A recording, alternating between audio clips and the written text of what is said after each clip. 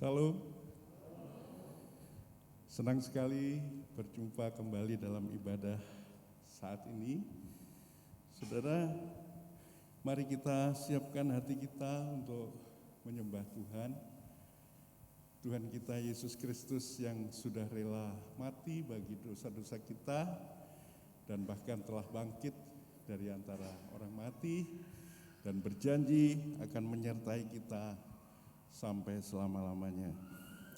Sebelum kita masuk dalam ibadah, saya membacakan dari kitab Mazmur pasal 9 ayat 1 sampai 2.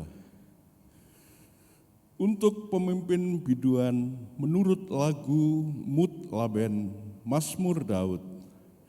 Aku mau bersyukur kepada Tuhan dengan segenap hatiku. Aku mau menceritakan segala perbuatanmu yang ajaib. Janganlah hendaknya kerajinanmu kendor, biarlah rohmu menyala-nyala dan layanilah Tuhan. Bersukacitalah dalam pengharapan, sabarlah dalam kesesakan, dan bertekunlah dalam doa. Kasihilah Tuhan Allahmu dengan segenap hatimu dan dengan segenap jiwamu, dan dengan segenap kekuatanmu, dan dengan segenap akal budimu, dan kasihilah sesamamu manusia seperti dirimu sendiri. Berbahagialah orang-orang yang memegang peringatan-peringatannya, yang mencari Dia dengan segenap hati. Mari kita berdoa. Kami bersyukur ya Tuhan, Engkau bangkit dari antara orang mati, supaya kami tetap berpengharapan kepada kuasa-Mu yang supernatural. Kami percaya Tuhan, pengharapan kami tidak sia-sia. Biarlah melalui firman-Mu yang akan disampaikan oleh hamba-Mu, Engkau mengurapinya dan mengurapi kami semuanya. Bahkan segenap hamba-hamba-Mu yang melayani saat ini, Engkau mengurapinya. Dan kami merasakan kehadiran-Mu yang tidak terbatas itu dalam kehidupan kami saat ini, sehingga memberikan kekuatan di dalam kehidupan kami sehari-hari. Terima kasih Tuhan, kami serahkan ibadah kami dari awal, pertengahan, sampai akhirnya hanya di dalam nama Tuhan Yesus. Haleluya, amin.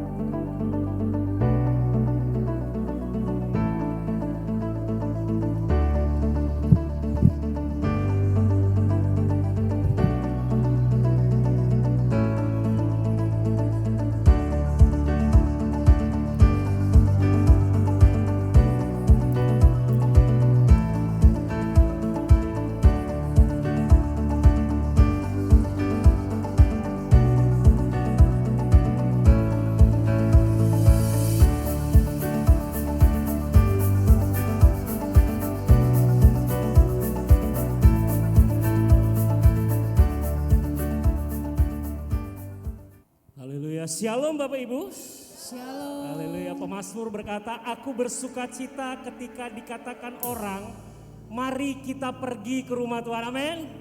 Iya Bapak Ibu yang ada di rumah, dimanapun berada, biarlah tempat ini dimanapun kita ada dipenuhi dengan sukacita Tuhan. Amin. Lambaikan tangannya dong, berikan tepuk tangan paling meriah bagi Yesus. Haleluya.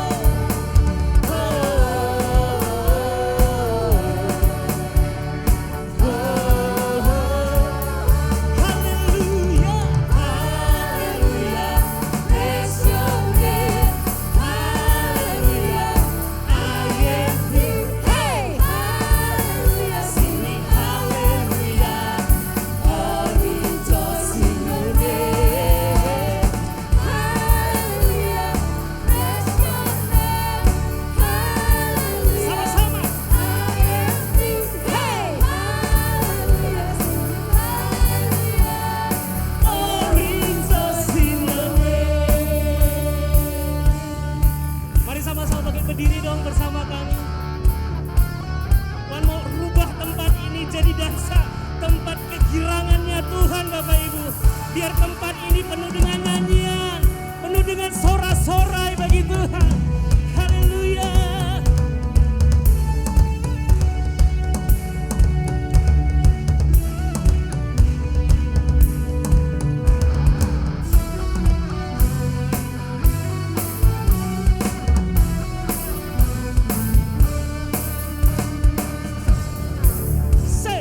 Mari semua nyanyi haleluya, nari dan melompat untuk Raja kita. Besar mulia Dia Yesus Tuhan, penebus pembebas kita. Mari semua nyanyi haleluya, nari dan melompat untuk Raja kita. Besar mulia Dia Yesus Tuhan, bebas dari utara sampai ke selatan. Namamu dimuliakan, semua yang bernapas memuji namanya.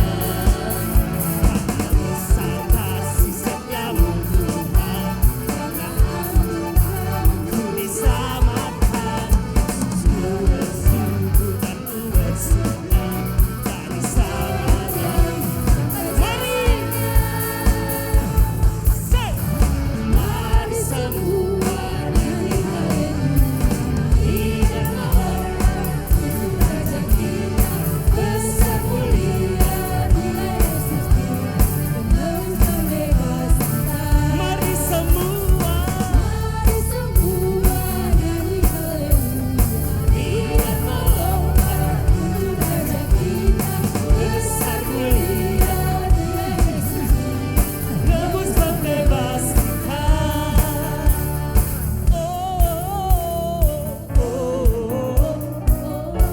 Mari kita saut-sautan bersama Bapak Ibu.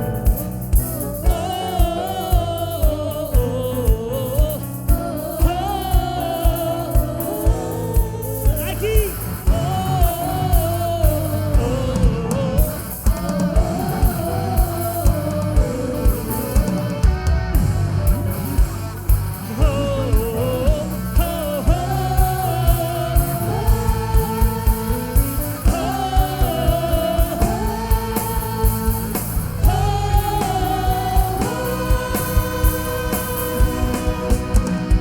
Mari semua nyanyi haleluya, nari dan melompat untuk Raja kita. Besar Dia Yesus, penebus pembebas kita.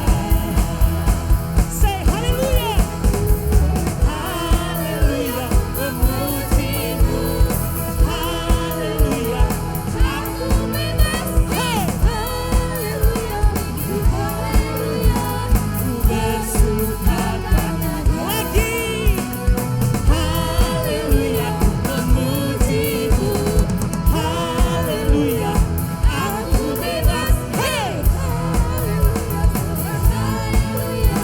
ku bersuka karenanya.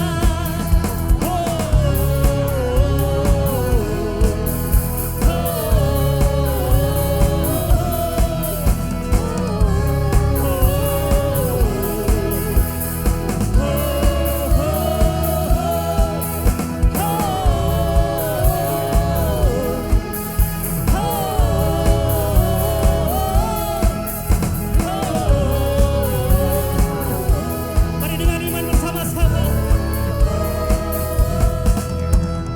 Mari semua nyanyi haleluya, nari dan melompat untuk Raja kita.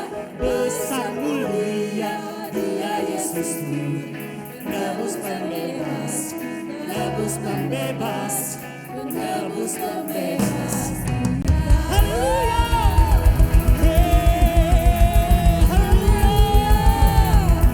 Haleluya. Mari bebaskan roh kita pagi ini lebih lagi, amin. Haleluya, biar api Tuhan membakar setiap kita. Pagi ini dimanapun kita berada, Dia memulihkan, Dia menyembuhkan, Dia melepaskan. Haleluya.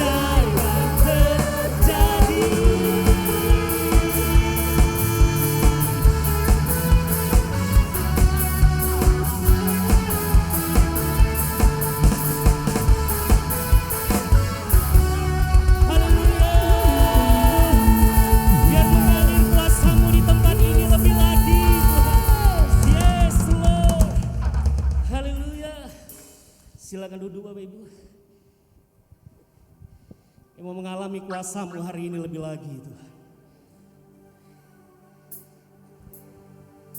Biar kemenangan itu terjadi bagi kita.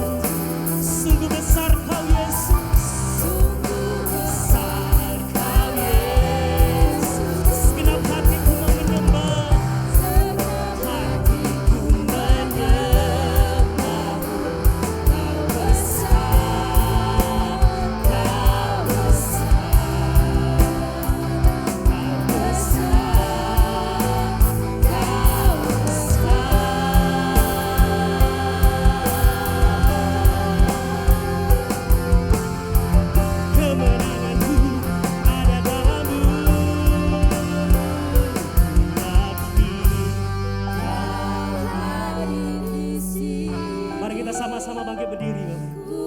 Sembah Dia.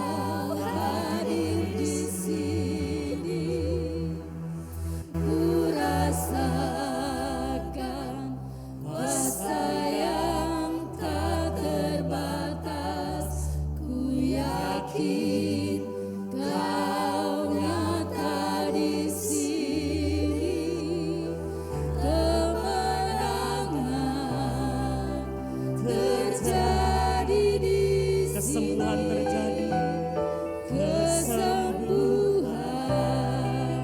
terjadi, kelepasan terjadi di sini, kelepasan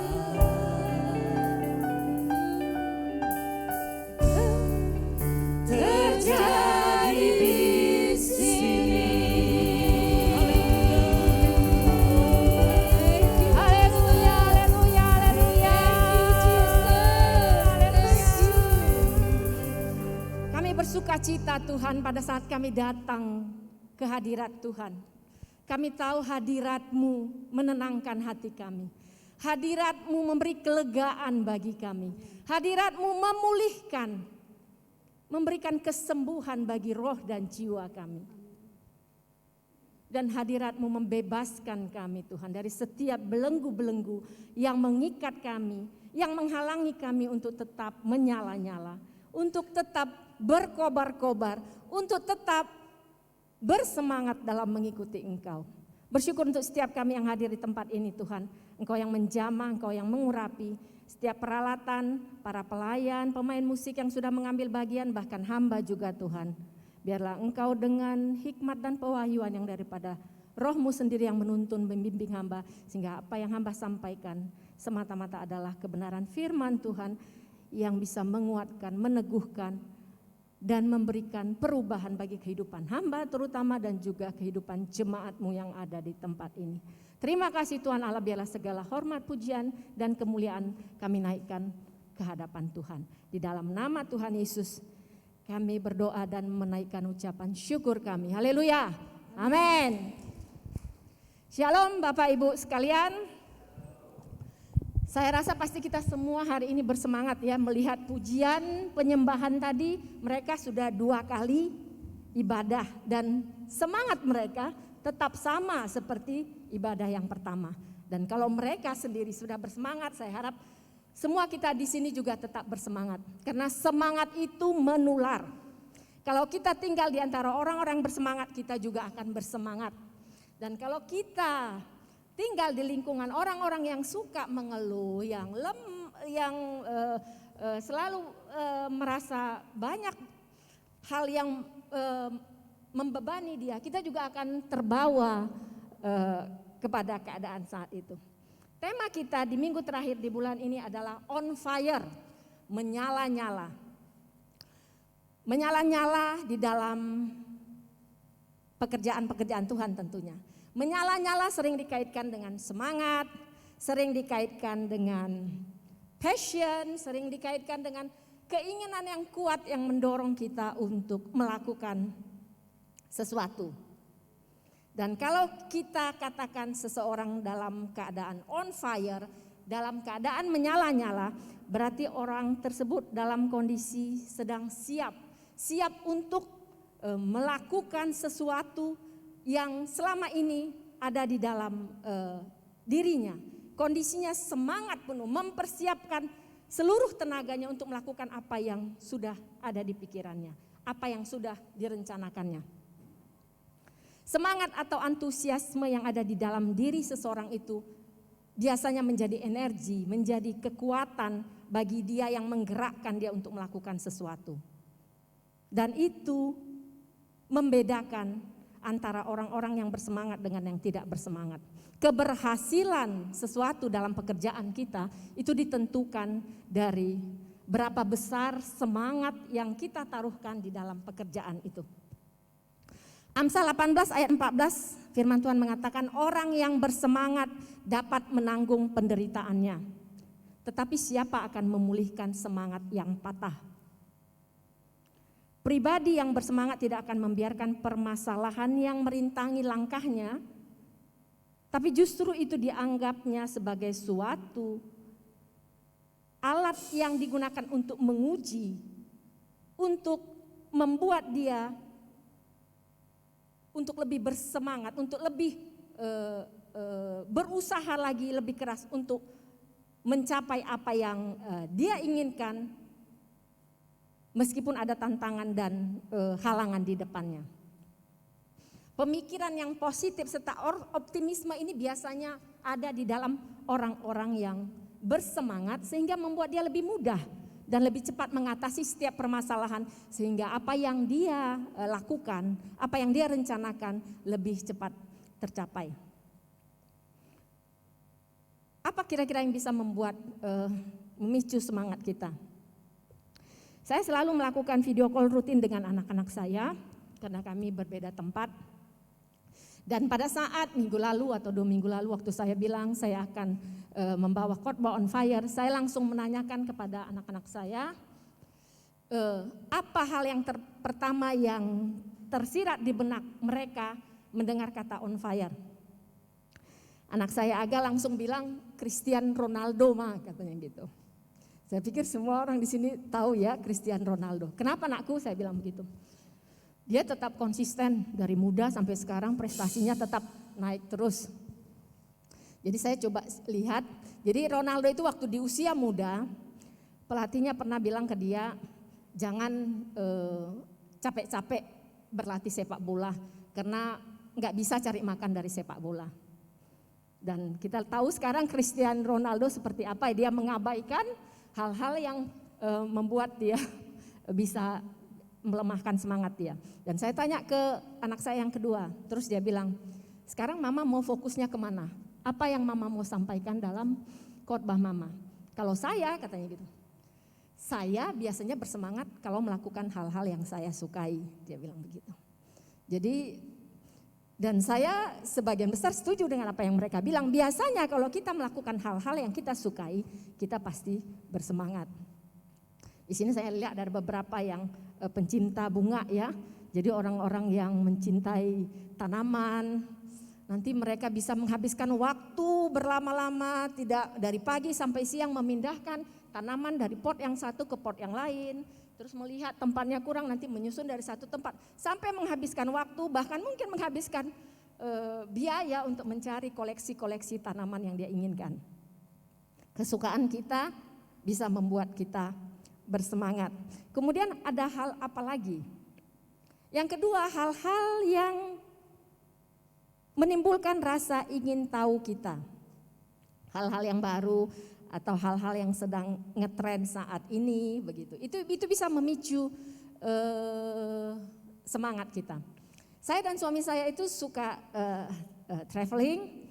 Kenapa kita suka traveling? Karena kita suka mencoba hal-hal baru, makanan di berbagai tempat yang kita kunjungi, di berbagai negara yang kita kunjungi. Meskipun kita itu sebagian besar kita perjalanan kita mengikuti tour dan beberapa kita mungkin tahu kalau mengikuti tour itu jadwalnya padat banget karena mereka selalu memepetkan waktu, memadatkan waktu supaya semua tempat terjelajahi. Dan itu pasti capeknya luar biasa, beda negara, beda tempat dan juga jadwal yang padat. Kalau itu di Indonesia mungkin semangat itu tidak seperti itu begitu. Tapi karena ini kita memiliki keingintahuan akan hal-hal yang baru, tempat-tempat yang baru, lokasi yang baru, makanan yang baru, hal-hal yang memicu keingintahuan kita, membuat kita bersemangat, akhirnya kita melupakan rasa lelah kita, rasa capek kita untuk hal-hal yang memuaskan keingintahuan kita. Keingintahuan bisa membuat kita bersemangat. Kemudian yang ketiga adalah usia. Jadi anak-anak muda itu biasanya memiliki semangat untuk merencanakan masa depan dia. Dari awal nanti kalau sudah selesai kuliah, mau bekerja di mana, kemudian mau berkarir di mana. Hal itu bisa membuat dia bersemangat untuk mempersiapkan dirinya. Dan kalau kita tidak memelihara semangat itu, mungkin sesudah kita meranjak dewasa, bisa semangat itu mulai memudar. Karena itu kita bisa melihat sekitar kita ada orang-orang yang memulai mengerjakan sesuatu dengan semangat membara, tetapi di tengah jalan semangatnya mulai memudar. Tuhan ingin kita menjalani kehidupan kita selama di dunia ini dengan semangat dan penuh antusias. Bukan saja untuk hal-hal yang menyenangkan hati kita, yang menyukakan hati kita, bukan hanya sekedar yang memuaskan keingintahuan kita, Tetapi lebih daripada itu untuk hal-hal yang bersifat rohani yang menyenangkan hati Tuhan. Tuhan ingin kesukaan kita adalah firman Tuhan. Bukan berarti hal-hal yang hobi atau kesukaan kita tentang hal-hal yang saya ceritakan tadi tidak baik. Tapi Tuhan ingin bagian dari waktu kita untuk melakukan kesukaan kita itu jangan sampai melebihi daripada kesukaan kita akan firman Tuhan. Karena kesukaan kita akan firman Tuhan yang akan membuat kita lebih bisa menempatkan diri kita untuk melihat mana hal-hal yang penting bagi kita, bagi kebutuhan rohani kita, bukan hanya sekedar memuaskan kebutuhan jasmani kita.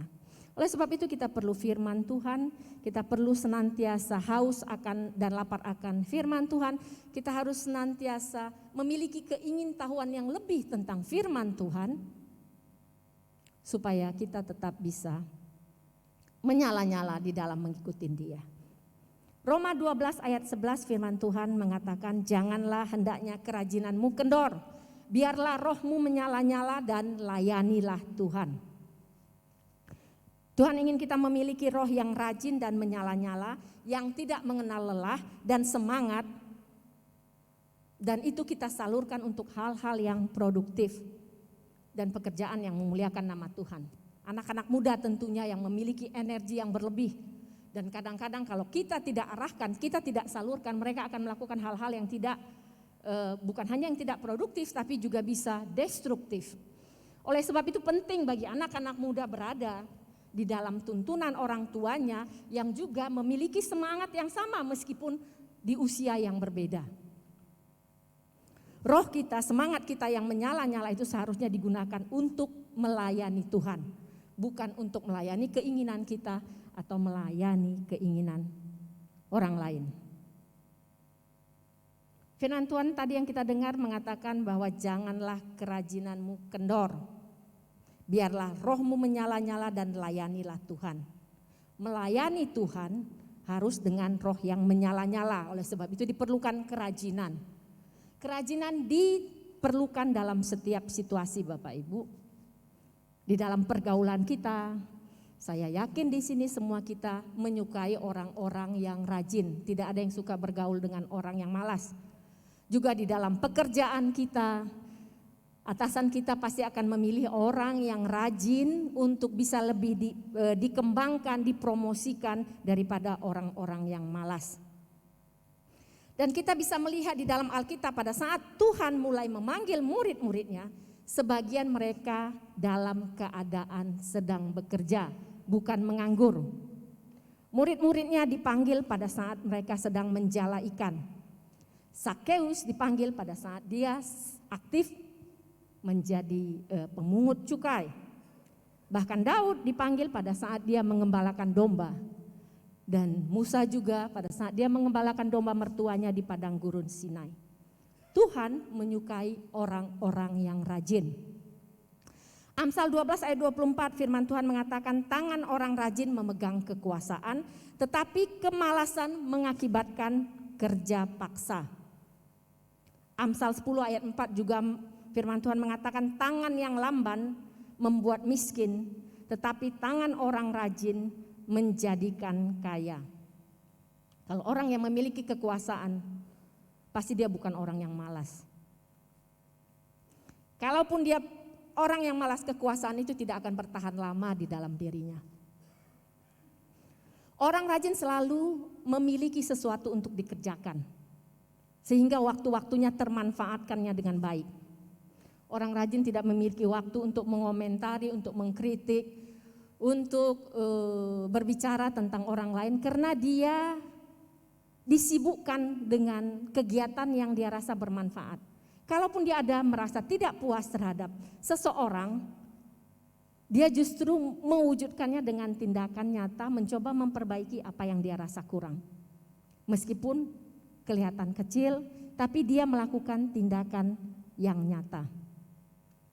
Kita melihat bahwa Tuhan memakai orang-orang yang sibuk, yang mau meluangkan waktu untuk pekerjaan Tuhan daripada sibuk untuk memikirkan urusan-urusannya sendiri. Betul bahwa urusan kita penting Bapak Ibu, pekerjaan kita juga penting. Tapi Tuhan memberikan waktu yang sama bagi kita, 24 jam setiap orang kita sama. Dan kalau sebagian orang bisa melakukan pekerjaannya dengan tetap melayani Tuhan, kita semua di sini juga bisa melakukannya. Kita bersyukur di tempat ini, di gereja kita juga ada banyak orang-orang yang memberikan waktunya meskipun masih aktif di dalam pekerjaan, bahkan mungkin ada yang sebagian bekerja di luar kota. Attitude itu, kerajinan itu adalah sifat yang disukai oleh Tuhan. Bahkan Tuhan sering memakai binatang untuk menunjukkan betapa kerajinan itu penting. Tuhan memilih seekor semut. Di dalam Amsal 6 ayat 6 dikatakan, "Hai pemalas, pergilah kepada semut, perhatikanlah lakunya dan jadilah bijak." Kita bisa melihat ada beberapa hal yang kita bisa pelajari dari seekor semut. Semut adalah salah satu dari 4 binatang kecil, tetapi dengan tubuhnya yang kecil dia mampu untuk mengangkat barang melebihi, ratusan kali lipat melebihi dari berat badan dia. Dan semut melakukannya secara berkelompok, bergotong royong. Menunjukkan bagaimana mereka bisa memiliki kekompakan. Semut juga memiliki kepekaan terhadap peluang. Dalam hal ini mencari makanannya. Kita tahu pada saat kita meletakkan makanan di lantai, tidak lama nanti seekor semut, 2 telalang, semua semut, nanti begitu banyak semut akan mengerumuni makanan yang sama. Dan mereka bersama-sama untuk mengangkat makanan itu ke tempat yang mereka bisa nikmati bersama. Memiliki kerjasama dan koordinasi yang bagus untuk boleh mencapai tujuannya. Dan seekor semut juga tahu mempersiapkan masa depannya. Karena dia tahu kapan waktunya bekerja dan kapan waktunya untuk melakukan kegiatan yang lain.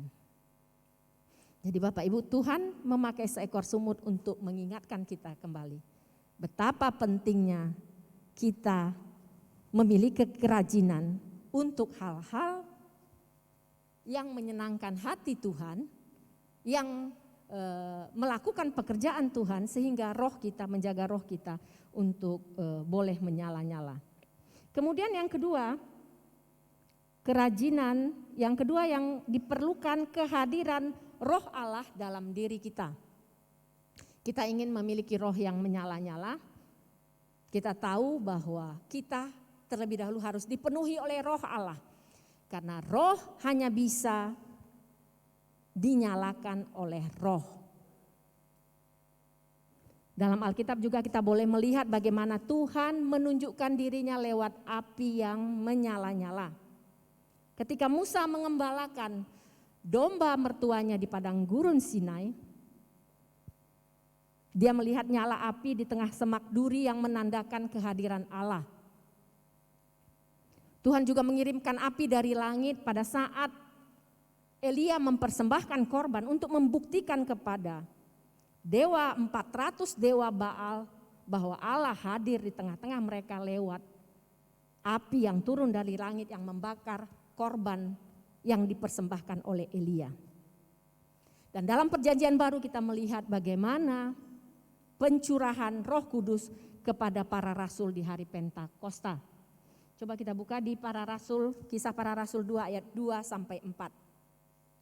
Tiba-tiba turunlah dari langit suatu bunyi seperti tiupan angin keras yang memenuhi seluruh rumah di mana mereka duduk.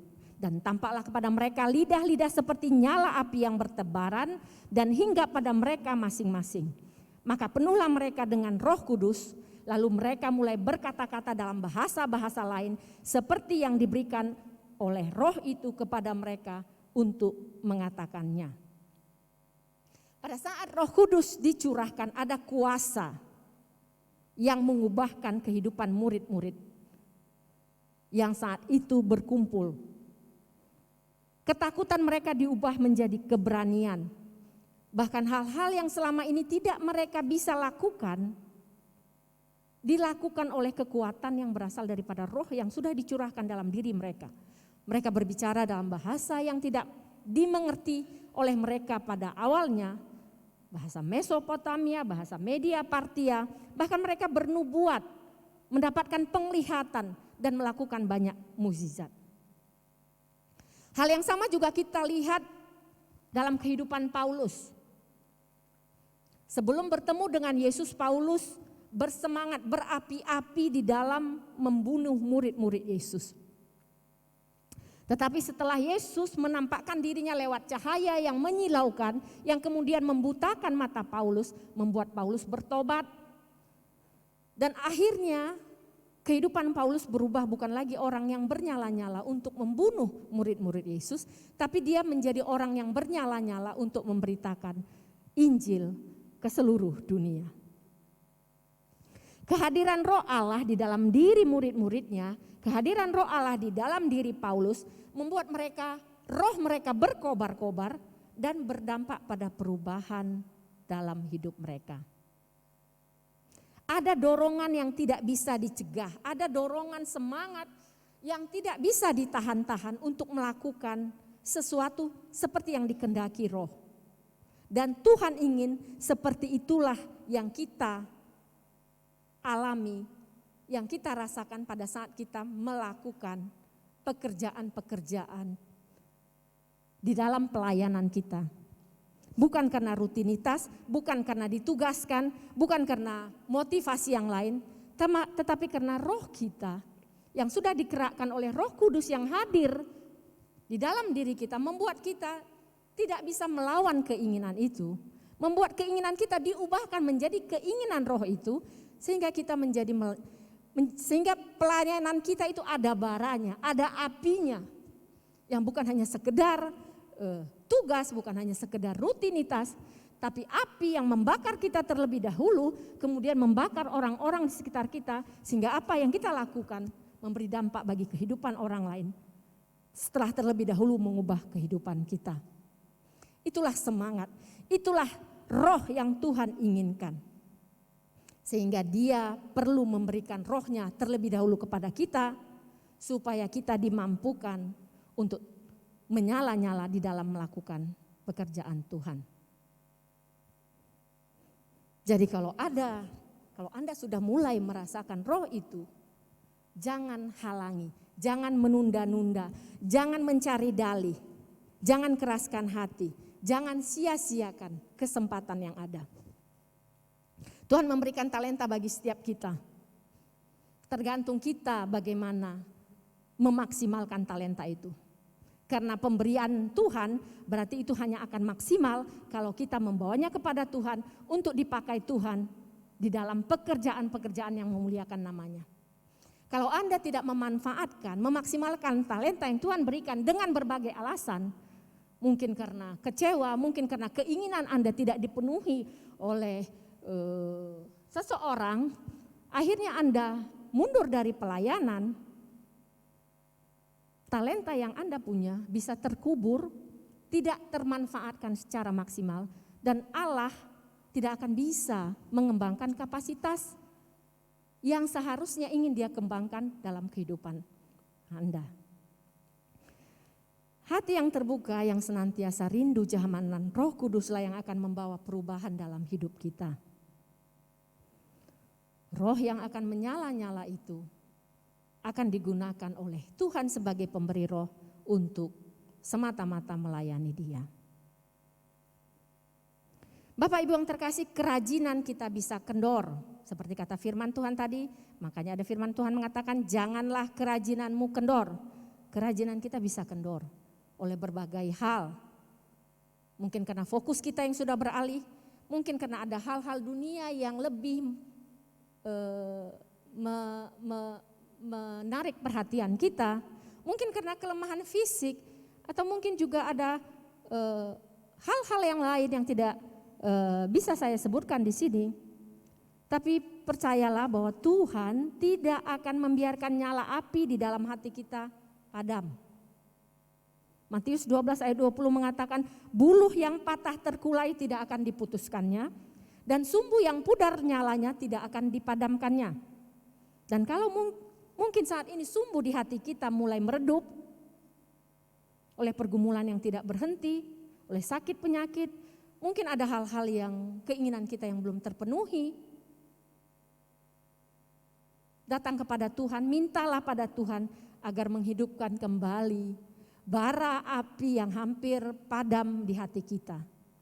Membuat kita kembali untuk boleh menyala-nyala untuk melayani Tuhan. Bapak Ibu yang terkasih, Tuhan menginginkan roh kita menyala-nyala untuk melayani Tuhan. Bukan hanya saat ini saja, bukan hanya besok atau lusa, tapi Tuhan ingin kita tetap konsisten menyala-nyala dalam melayani Tuhan. Setiap waktu, tidak tergantung dari apa yang kita alami, tidak tergantung dari masalah yang kita hadapi, Tuhan ingin kita tetap menyala-nyala melayani Dia. Dan itu hanya bisa dimungkinkan kalau kita memiliki hal-hal yang berikut. Pertama, kita harus mengikut Tuhan dengan sepenuh hati. Ada banyak orang yang mendapatkan janji Tuhan yang luar biasa di awal-awal kehidupannya. Bahkan beberapa mungkin mendapat nubuatan yang ajaib. Tetapi tidak semua mendapatkan janji Tuhan yang tergenapi dalam hidupnya. Karena dia tidak mengikuti Tuhan dengan sepenuh hati. Siang ini kita belajar dari satu tokoh Alkitab. Di dalam, saya ambil tadi tambahan di dalam Yosua 14 ayat 7, firman Tuhan mengatakan begini. Kita belajar dari seorang tokoh yang bernama Kaleb. Kaleb kalau dalam bahasa Ibrani sendiri berarti anjing ya anjing. Nama itu tidak menggambarkan dirinya sebenarnya. Jadi tidak terlepas siapapun nama Anda itu tidak akan menggambarkan diri Anda kalau Anda memiliki roh Allah di dalam diri Anda. Yohanes 14 ayat 7, aku berumur 40 tahun ketika aku disuruh Musa hamba Tuhan itu dari Kades Barnea untuk mengintai negeri ini. Dan aku pulang membawa kabar kepadanya yang sejujur-jujurnya. Sedang saudara-saudaraku yang bersama-sama pergi ke sana dengan aku membuat tawar hati bangsa itu. Aku tetap mengikut Tuhan Allahku dengan sepenuh hati. Di Bilangan 14 ayat 24 firman Tuhan, tetapi hambaku Kaleb karena lain jiwa yang ada padanya dan ia mengikut aku dengan sepenuhnya, akan kubawa masuk ke negeri yang telah dimasukinya itu dan keturunannya akan memilikinya. Dan kalau selanjutnya kita baca di Bilangan 32 ayat 11 sampai 12, firman Tuhan mengatakan bahwasanya orang-orang yang telah berjalan dari Mesir yang berumur 20 tahun ke atas tidak akan melihat negeri yang kujanjikan dengan bersumpah kepada Abraham, Ishak dan Yakub, oleh karena mereka tidak mengikut aku dengan sepenuh hatinya, kecuali Kaleb bin Yefune orang Kenas itu dan Yosua bin Nun. Sebab keduanya mengikuti Tuhan dengan sepenuh hati. Kaleb adalah partner Yosua dan mereka berdua adalah bagian dari orang-orang yang diutus oleh Musa, ada 12 orang dan Kaleb dan Yosua termasuk diantaranya untuk mengintai tanah perjanjian. Kita tahu bahwa Kaleb dan Yosua mengambil sikap yang berseberangan dengan ke-10 pengintai yang lain. Ke-10 pengintai yang lain melihat tantangan, melihat ancaman karena orang-orang enak yang harus mereka taklukkan itu adalah raksasa-raksasa yang perkasa. Fokus mereka arahkan kepada permasalahan. Tetapi Kaleb dan Yosua menetapkan hati mereka untuk memusatkan pikiran mereka kepada Tuhan.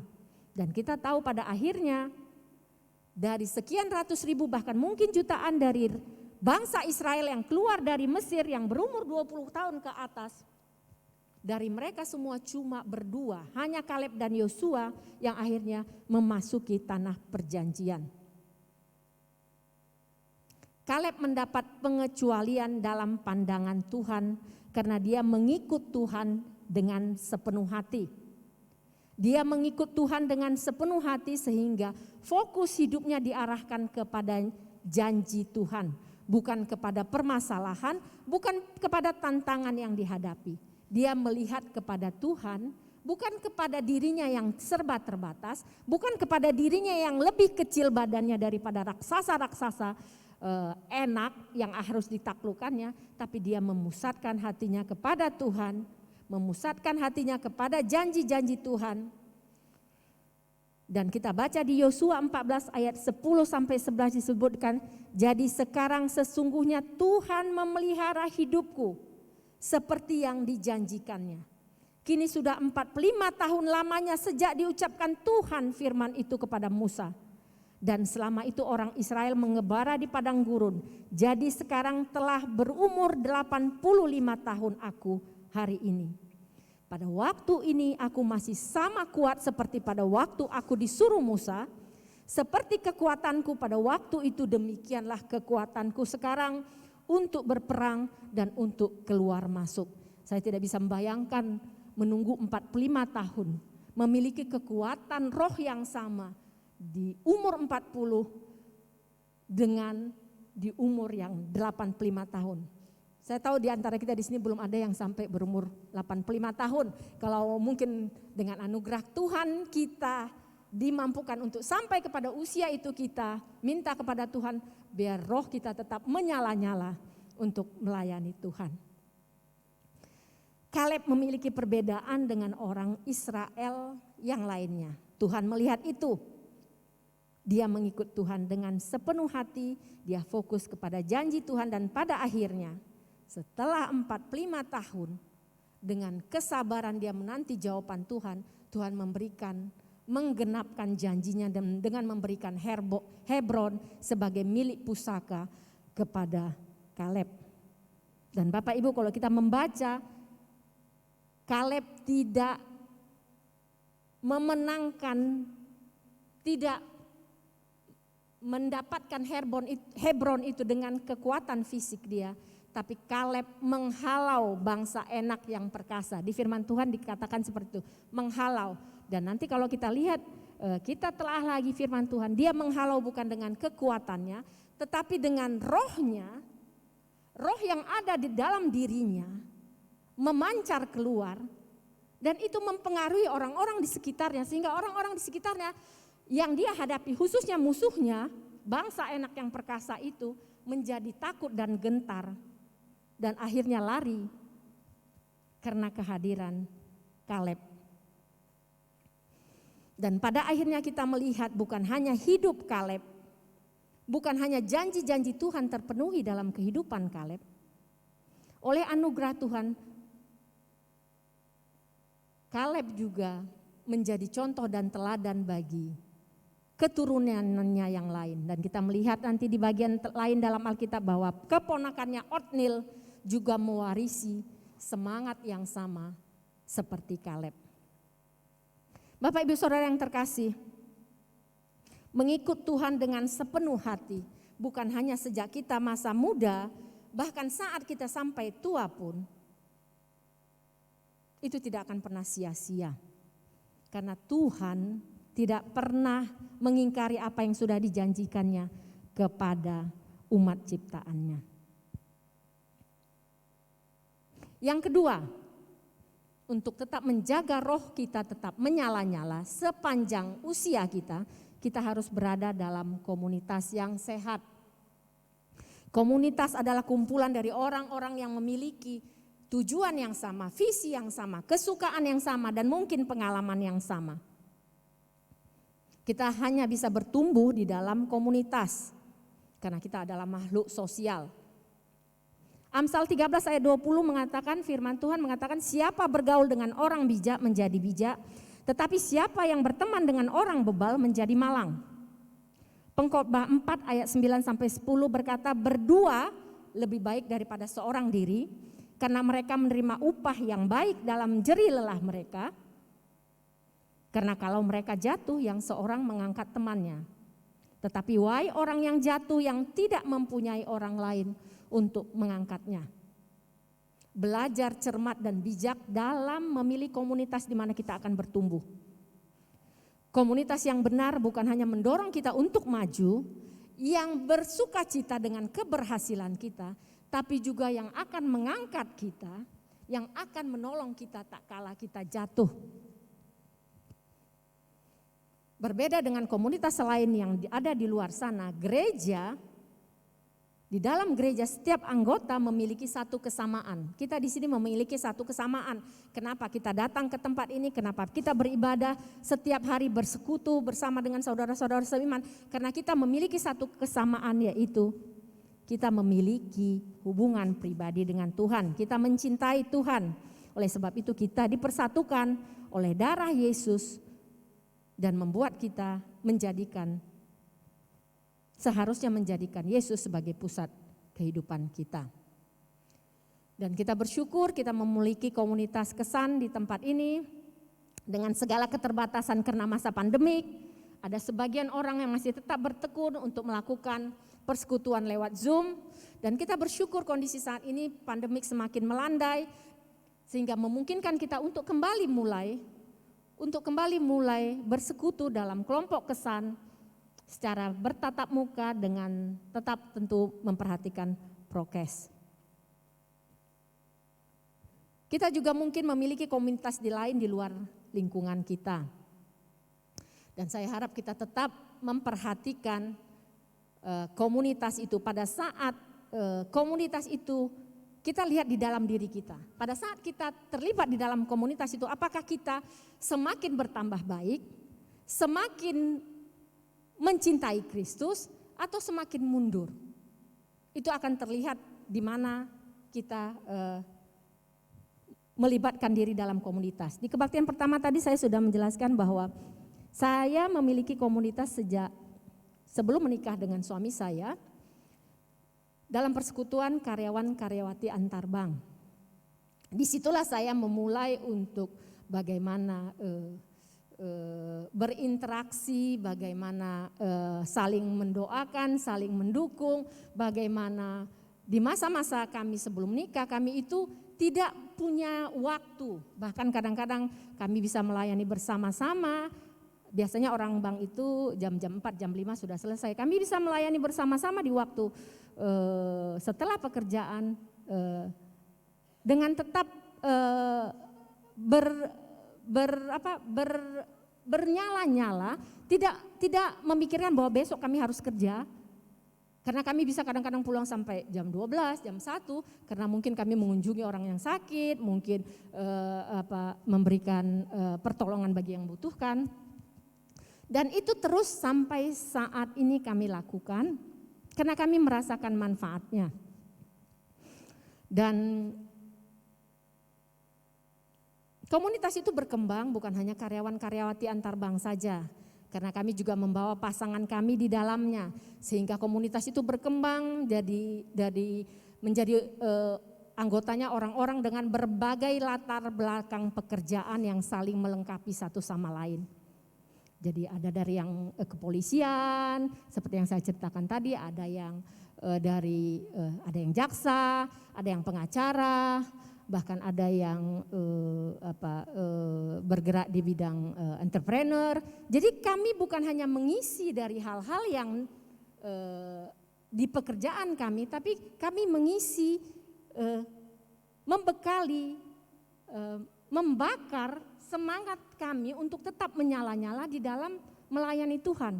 Dan pada saat ini, sampai saat ini setelah 30 tahun berlalu, kami anggota-anggota di dalamnya mengambil bagian tetap di dalam pelayanan di gereja masing-masing. Karena kami berada di dalam interdenominasi yang berbeda-beda. Dan pelayanan kami di gereja masing-masing itu menjadikan dampak, memberikan contoh bahwa komunitas kami itu membuat kami lebih baik, lebih menyala-nyala, lebih mencintai Tuhan. Dan itu membawa kami semakin terikat di dalam komunitas itu. Jadi komunitas yang sehat akan menentukan, akan membawa kita semakin mencintai Tuhan. Yang ketiga, untuk tetap menyala-nyala, melayani Tuhan, kita harus tetap kuat dan tekun berdoa. Kolose 4 ayat 2 dikatakan, firman Tuhan mengatakan, bertekunlah dalam doa dan dalam pada itu berjaga-jagalah sambil mengucap syukur. Kita harus memelihara jam-jam doa kita sehingga itu tidak teralihkan oleh urusan-urusan yang lain yang bisa mengabaikan jam-jam doa kita. Pekerjaan itu tidak pernah ada habis-habisnya. Urusan kita juga tidak akan pernah habis-habisnya. Tapi kita perlu semangat, kita perlu api untuk kita tetap menjalani hari-hari kita, menyelesaikan urusan kita itu dengan tetap berpatokan kepada kebenaran firman Tuhan. Dan doa memampukan kita, membawa kita, mengarahkan kita kepada hal-hal yang membuat apa yang kita lakukan itu tetap terarah sesuai dengan kehendak Tuhan. Bapak Ibu yang terkasih, berapapun usia kita sekarang, tidak pernah ada kata terlambat untuk melayani Tuhan. Tapi pada saat kesempatan itu datang, jangan sampai Anda tunda. Karena kesempatan itu pun tidak akan selalu ada. Kita kan tidak tahu kapan kita akan meninggalkan dunia ini. Kita juga tidak pernah tahu apakah kita akan selalu sehat. Kita tidak akan pernah tahu. Betul tidak akan ada kata terlambat, tapi pada saat kesempatan itu datang, jangan berdalih. Jangan mencari alasan jangan mengabaikannya.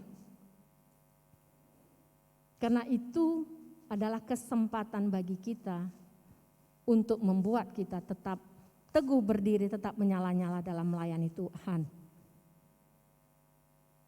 Tidak ada kata terlambat juga untuk berhenti berkarya bagi Tuhan.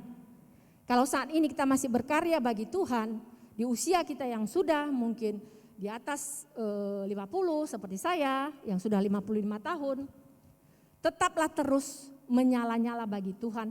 Karena setiap kita mungkin Tuhan persiapkan untuk mempersiapkan orang-orang yang akan meneruskan pelayanan ini di depan, di belakang kita. Saat ini Tuhan menempatkan kita dalam pelayanan ini untuk mempersiapkan orang-orang yang akan meneruskan pelayanan kita ini. Dan kita harus menjadi contoh yang baik, yang membuat orang-orang yang akan ada di belakang kita yang meneruskan pelayanan ini akan melakukannya sesuai dengan teladan yang kita berikan, sama seperti kita meneladani Kristus.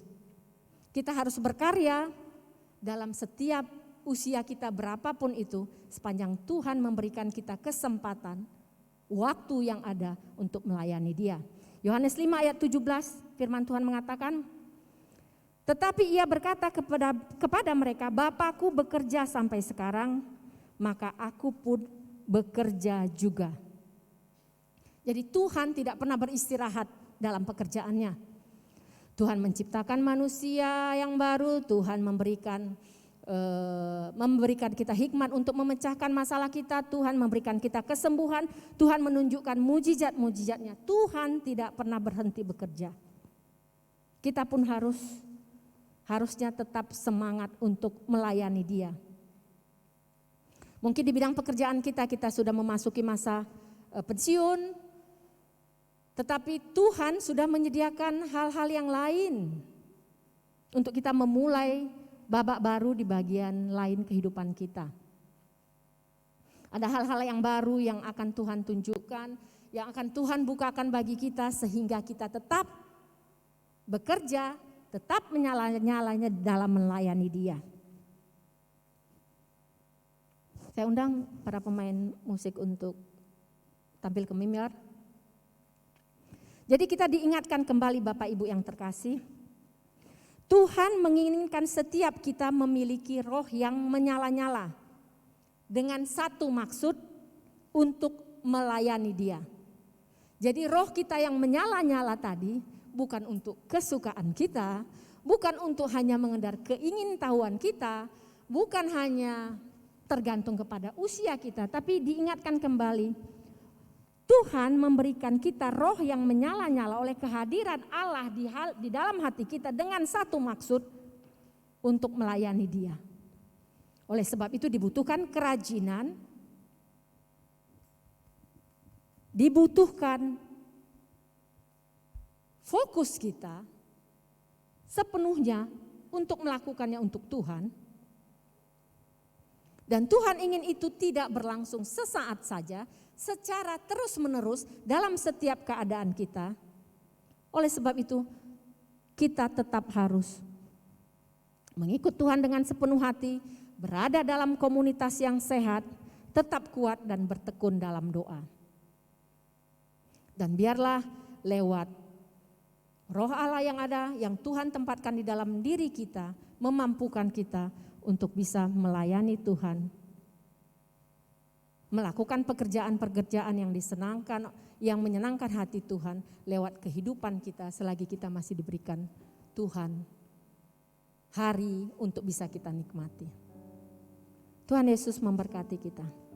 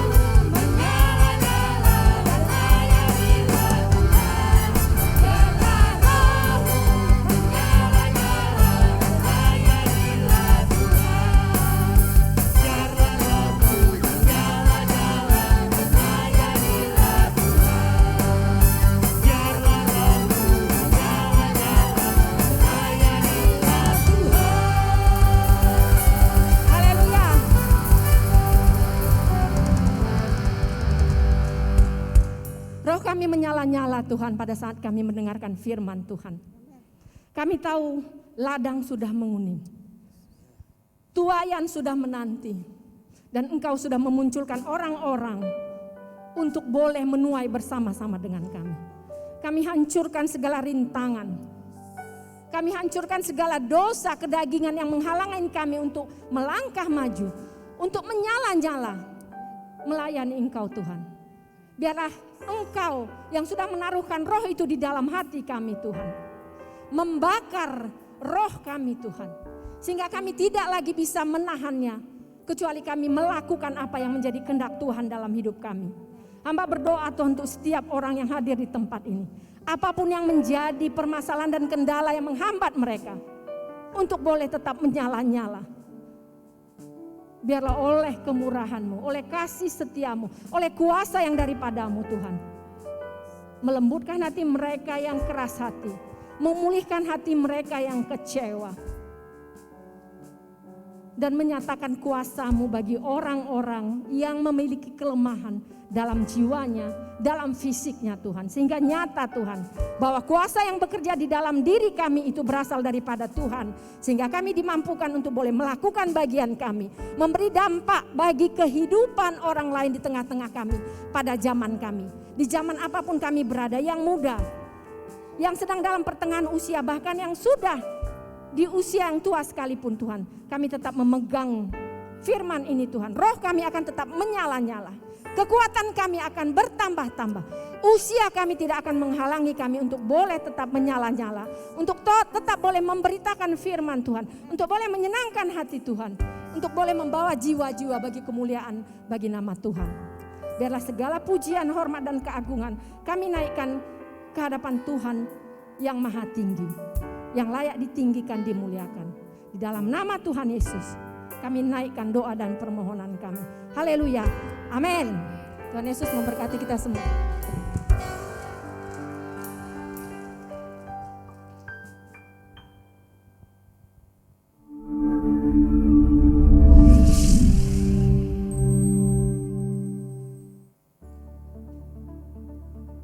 Shalom, mari kita bersama menyimak beberapa pengumuman berikut. Jika Anda baru pertama sekali mengikuti pelayanan ibadah di GKPB MDC Medan atau memiliki beban doa, kami akan sangat senang sekali berdoa bagi Anda.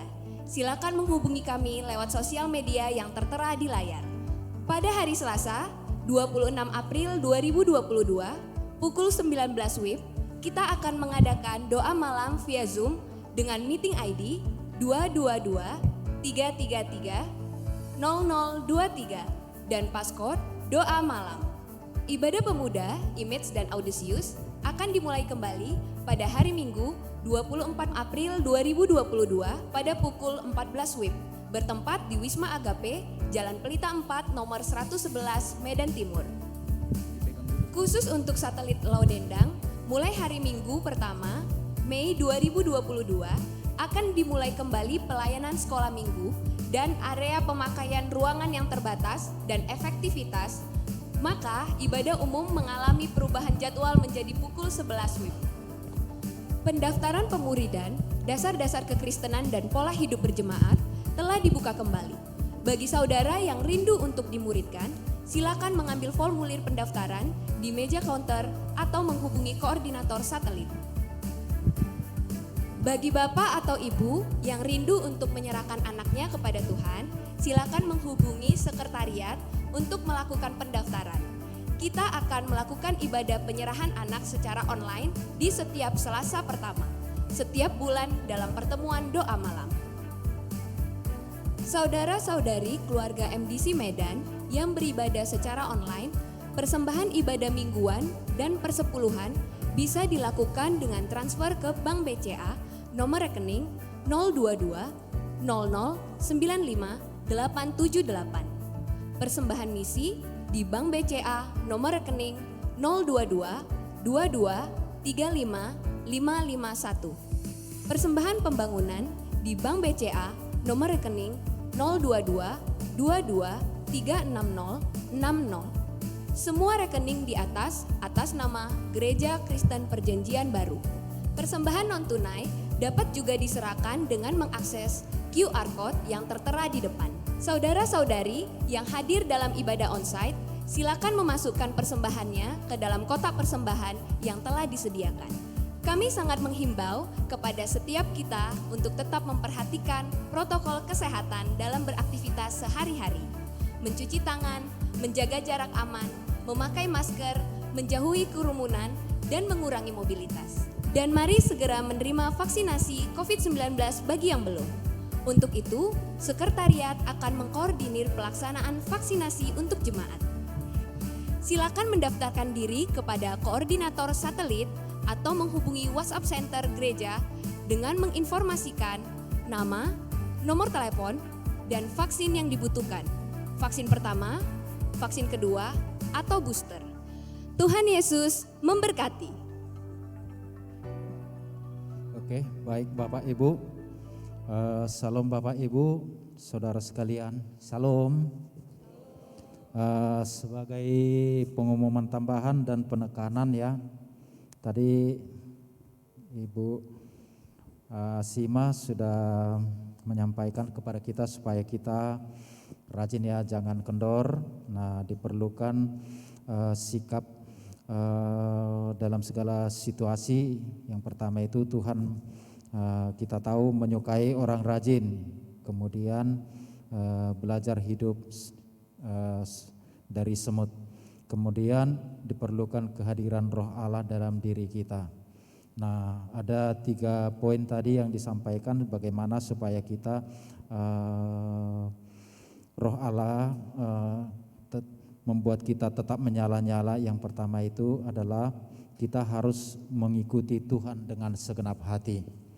Kemudian yang kedua, kita harus berada dalam komunitas yang sehat.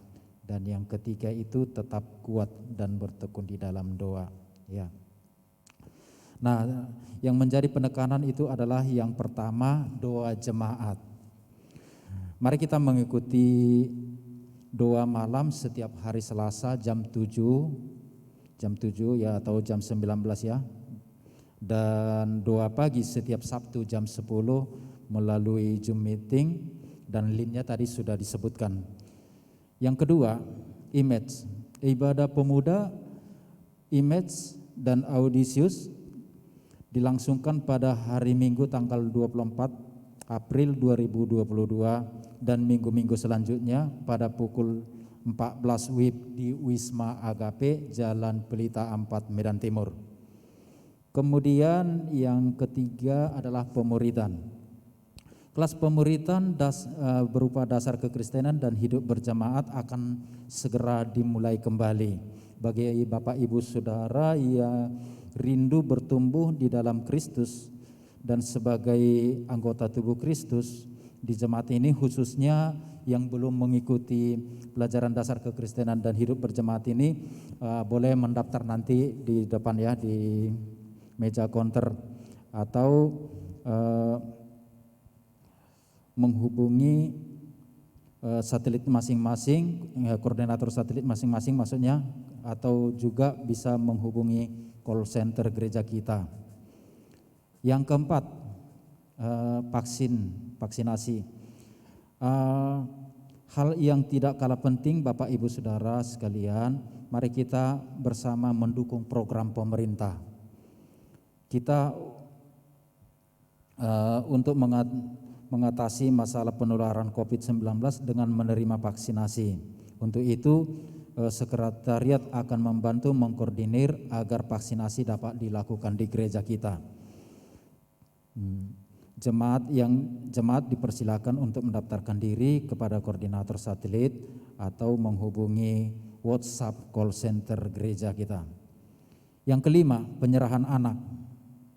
Bagi Bapak Ibu yang rindu menyerahkan anaknya kepada Tuhan, mari kita silakan menghubungi sekretariat untuk melakukan pendaftaran. Kita akan melakukan ibadah penyerahan anak secara onsite di ibadah tanggal 26 Mei 2022 ini. Persembahan bisa dilakukan di awal atau di akhir ibadah, atau dengan cara yang kedua dengan mentransfer ke rekening gereja kita seperti yang sudah disebutkan tadi ya. Itu aja pengumuman tambahan dan penekanan. Mari kita menundukkan kepala dan berdoa. Haleluya Tuhanku. Yesus yang ajaib dan perkasa, kami bersyukur atas kemenangan yang Kau berikan, mengangkat kami jadi anak-Mu, berkat dan kemuliaan Engkau anugerahkan. Kobarkanlah ya Tuhan api Roh-Mu di dalam kami, agar kami senantiasa penuh dengan semangat yang menyala-nyala melayani-Mu dan mewartakan kebaikan-Mu. Berkati hamba-Mu yang menyampaikan firman-Mu ya Tuhan, dan seluruh keluarganya. Pakai hamba-Mu ini ya Tuhan dengan pengurapan, dengan kuasa untuk menyampaikan kebenaran-Mu senantiasa. Kami juga mengucap syukur ya Tuhan atas berkat dan kasih-Mu kepada jemaat-Mu, sehingga kami dapat membawa persembahan dan hidup kami. Berkenanlah kiranya ya Tuhan atas persembahan kami, berkatilah seluruh pekerjaan umat-Mu. Buatlah berhasil apa yang mereka kerjakan ya Tuhan, supaya umat-Mu ini Tuhan penuh dengan berkat, sehingga umat-Mu bisa jadi berkat dimanapun mereka berada ya Tuhan, dengan satu maksud nama Tuhan ditinggikan dan dimuliakan. Terima kasih Tuhan Yesus, dalam nama Yesus kami berdoa. Amin. Mari alami kebaikan Tuhan dan penyertaan Tuhan sepanjang minggu ini Bapak Ibu.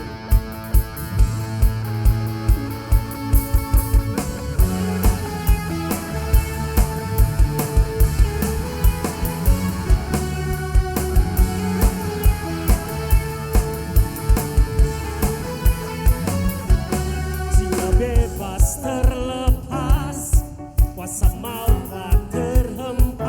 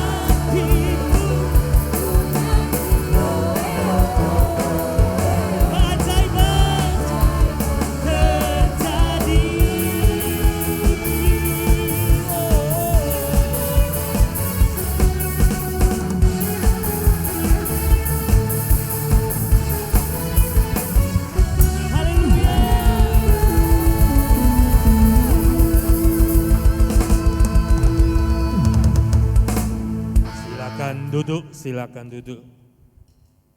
Kita bersyukur hari ini bukan hanya kebetulan kita belajar tentang hati bernyala-nyala. Di dalam bulan ini yang kita memperingati kematian dan kebangkitan Yesus, kita belajar tentang bagaimana mengikuti Yesus. Yang minggu pertama kita sudah belajar tinggal di dalam Dia. Minggu kedua kita belajar bagaimana mempunyai hati mengampuni kalau kita tidak punya hati mengampuni. Dan Tuhan tidak akan bisa bertata di hati kita yang tidak taat firman-Nya. Dan kita memperingati kematiannya bukan akhir dari segalanya. Dan kita percaya melalui kematiannya kita mendapat layak untuk mendapat pemulihan hubungan dengan Bapa. Dan di dalam kebangkitannya kita mendapat kuasa yang tidak tertahankan oleh berita atau kuasa manapun. Dengan hati yang bernyala-nyala kita mengikuti Tuhan dan melayani Tuhan. Dan bulan depan kita akan belajar tentang penyelarasan, seturut, setelaras, sesuai, sejalur, sejalan dengan seluruh kehendak Tuhan. Saudara Bapak Ibu yang terkasih, tadi Ibu Asima katakan mengingatkan saya bahwa kegiatan gereja kita selama pandemi 2 tahun ini tidak pasif. Memang secara ibadah online kita lakukan dalam beberapa bulan di tahun-tahun yang lalu.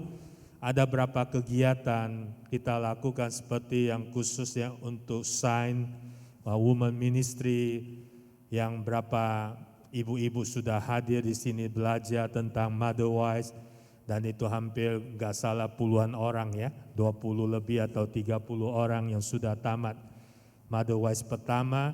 Emotional Healthy Woman, bagaimana belajar tentang emosi sebagai pemimpin wanita, itu lebih kurang 21 orang dan itu pun sudah tamat. Dan ada Inner Beauty, dan itu diajarkan dengan berapa yang mau belajar melayani Tuhan, wanita-wanita khususnya, itu pun ada berapa yang sudah tamat. Dan ke depan ada Motherwise 2 dan ada juga Beautiful Relation, itu khusus wanita. Dan gereja kita juga mempunyai kegiatan banyak, khususnya di Image Audacious yang hari ini secara onsite diresmikan, nanti dimulai oleh Youth Pastor Pendeta Jamie Sembiring di Medan Timur. Dan saya percaya ini adalah waktunya kita bangkit, dan juga pandemi selama ini tidak akan menghalangi untuk kita dapat melayani Tuhan, amin. Dan juga ada pelayanan yang sangat banyak. Kemarin Pak So bilang beritahu saya, lembaga pemasyarakatan, Departemen HAM, Hukum HAM, menanyai Gereja Kristen Perjanjian Baru untuk onsite melayani di Rutan dan di LP. Dan kita sangat bersyukur gereja kita terpilih kembali untuk dapat melayani di Rutan dan LP kembali. Dan banyak kegiatan PPA kita punya anak 500 lebih kurang 500 anak, dan itu kegiatan selama pandemi tidak menghalangi kita untuk bernyala-nyala melayani Tuhan. Bahkan di pelayanan yang lain banyak. Jadi saudara Bapak Ibu yang terkasih, saya mau tantang hari ini bukan engkau saja mendengarkan kebenaran firman Tuhan, tetapi siapkan hatimu. Tidak ada hambatan rintangan jika engkau mau mengasihi Tuhan, mengasihi jiwa-jiwa. Tidak ada kata terlambat, betul apa dikatakan Ibu Asima. Tidak ada kata tidak sanggup. Asal engkau mau saja mengambil komitmen dengan bernyala-nyala mengasihi Tuhan dan melayani Tuhan, dan engkau akan dipersiapkan oleh anugerah Tuhan. Mari kita berdoa, silakan berdiri. Angkat tanganmu, arahkan hatimu, terimalah berkat yang terbaik di dalam nama Bapa, Putra, Roh Kudus, dengan damai sejahtera, sukacita, dan pengurapan baru, minia baru tercurah bagi engkau untuk melakukan kehendak-Nya. Sepanjang minggu ini, apa saja yang kau kerjakan, diperbuat berhasil dan beruntung. Biarlah melalui keberhasilan, nama Yesus dipermuliakan. Terimalah berkat ini, biarlah Tuhan menyinari engkau dengan wajah-Nya. Tuhan melindungi engkau, keluar masuk engkau, dimanapun kau pergi, kemanapun kau pergi, dimanapun kau berada. Perlindungan pemeliharaan sempurna mulai hari ini sampai Maranatha, seterusnya sampai selamanya. Di dalam nama Yesus yang terima berkat katakan amin. Amin. Selamat hari Minggu, Tuhan Yesus memberkati. Sampai jumpa minggu depan. Shalom. Mengalir kuasa